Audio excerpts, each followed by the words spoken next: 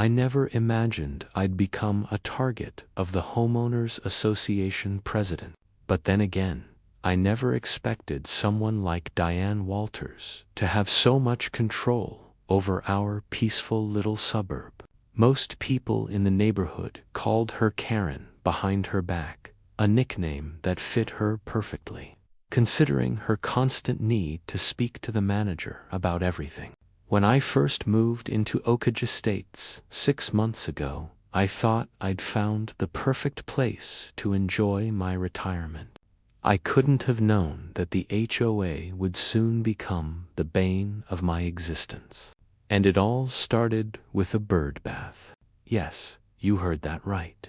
A simple stone bird bath in my front garden. According to Diane, it violated Section 14, Paragraph 3 of the HOA handbook.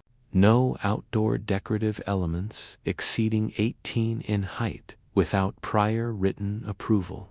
I had no clue I needed written permission just to let the neighborhood birds have a sip of water, but Diane was more than happy to educate me.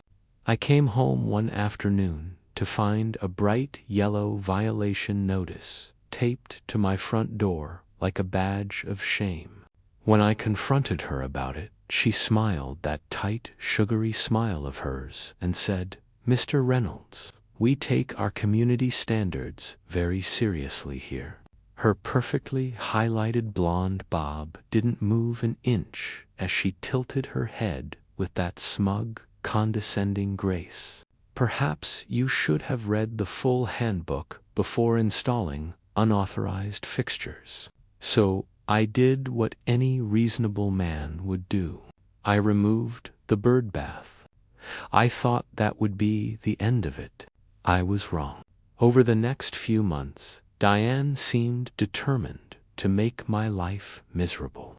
I got citations for grass being a 4-in-2 tall, for leaving my garbage bin visible from the street for more than 4 hours after pickup, and my personal favorite, excessive holiday decorations. Apparently, my modest string of Christmas lights was garish and disruptive to community aesthetics. But after 35 years working for the Postal Service, I'd dealt with my fair share of difficult people. I wasn't about to let Diane break my peace. I kept my head down, followed the rules, and told myself to let it go. After all, I was retired now. My monthly pension check was my reward for decades of hard work, and I wasn't going to let anyone ruin that. Then came the Thursday that changed everything. My pension check didn't arrive in the mail. That was strange. In all my years with the Postal Service, I'd never known a delay on the first of the month.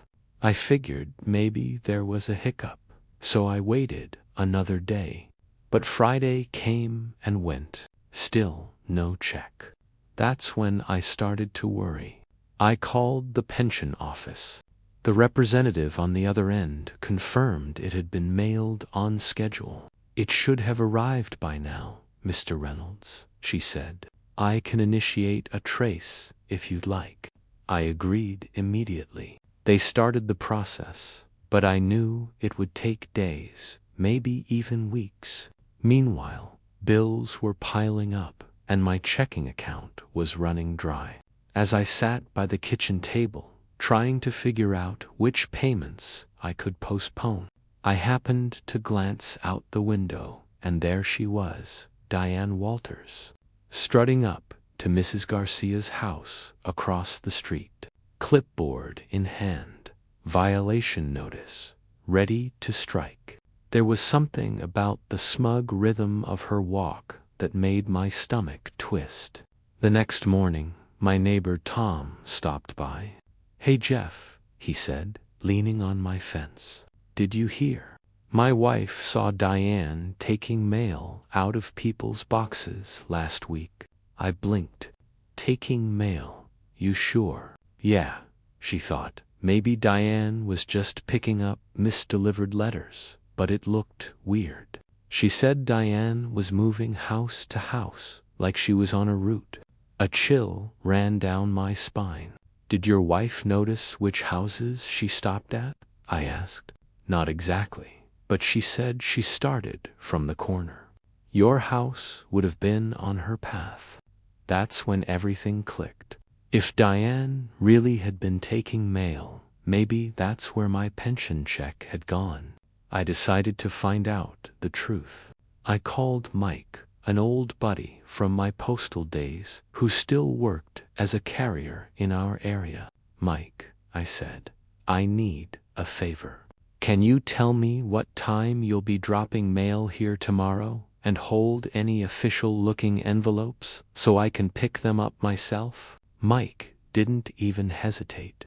"You got it, Jeff?"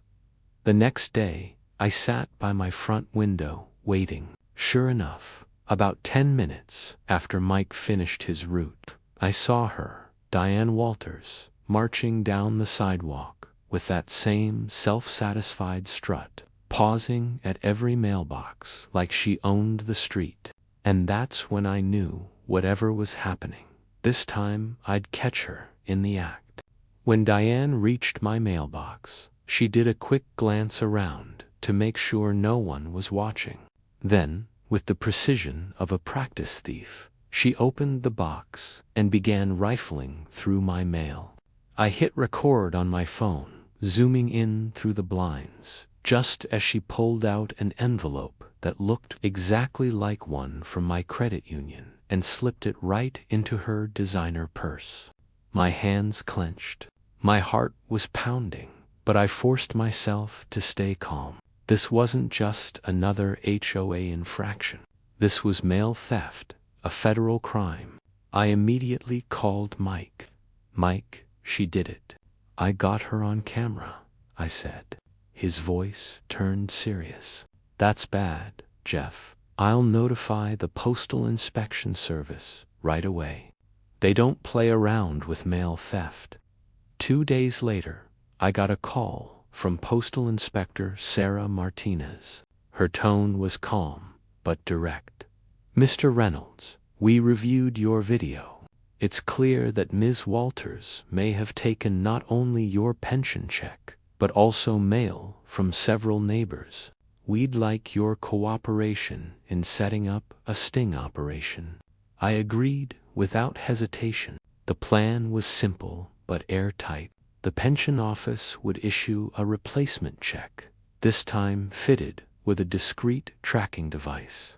Inspector Martinez and her team would monitor the envelope in real time. If Diane took the bait, they'd have her cold. The following week, Mike delivered the check right on schedule.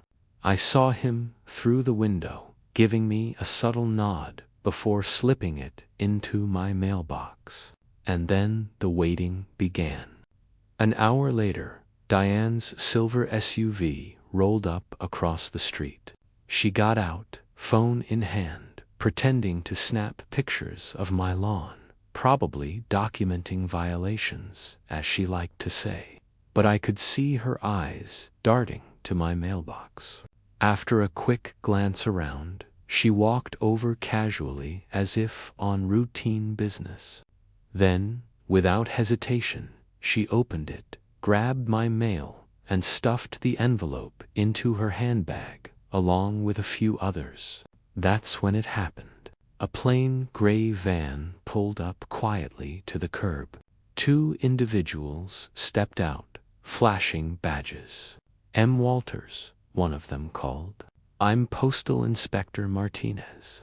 This is Inspector Johnson. We need to speak with you about the mail you just removed from this box." Diane froze mid-step, her face drained of color, that confident smirk melting into panic. I was just collecting misdelivered mail," she stammered. "I was going to return it to the post office." Inspector Johnson's tone was firm, unshakable. "Ma'am, please place your handbag on the ground and step away from it." Diane's voice shot up into that shrill, familiar pitch I'd heard too many times in HOA meetings. "This is ridiculous. Do you know who I am? I'm the president of this HOA. I'll have your jobs for this harassment. But Inspector Martinez didn't flinch. Ms. Walters, we have video evidence of you removing mail from multiple mailboxes in this neighborhood for the past 2 weeks. The envelope you just took contains a federal pension check with a tracking device. Mail theft is a federal offense punishable by up to 5 years in prison and fines of up to $250,000. By now, neighbors had started to gather, drawn by the commotion. One by one, doors opened and people stepped onto their lawns to watch the scene unfold. Diane looked around wildly, realizing she had an audience. "This is all a misunderstanding," she cried, her voice cracking. "I was just protecting community standards." The inspectors exchanged a glance, then asked her to open her bag.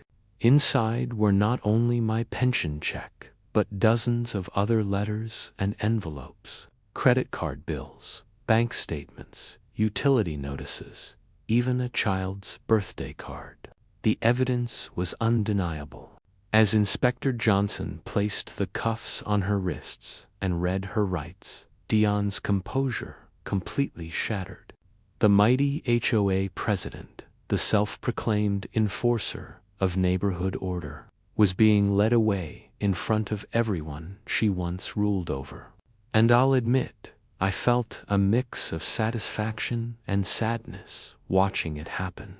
She'd let her obsession with control consume her until it destroyed her life. Later, a search of her home turned up boxes of stolen mail from across the subdivision, including my original pension check. She'd been too cautious to cash it, probably worried about getting caught, but now it didn't matter. The evidence spoke for itself. Diane Walters was charged with federal mail theft, a serious felony. Her lawyer tried to negotiate a plea deal, but the prosecutor wasn't having it. Not after seeing the extent of her crimes and the methodical way she'd committed them. 3 months later, I sat in the courtroom as the judge read her sentence aloud. 2 years in federal prison, 3 years of supervised release, a $75,000 fine. As the reality sank in, Dion's carefully polished image crumbled, her makeup stir, her composure gone. "But who will run the HOA?" she wailed, looking around desperately for someone, anyone, to defend her. The judge simply shook his head and called for the next case as the marshals led her away. And for the first time in months, Oakage Estates felt quiet again, peaceful, free.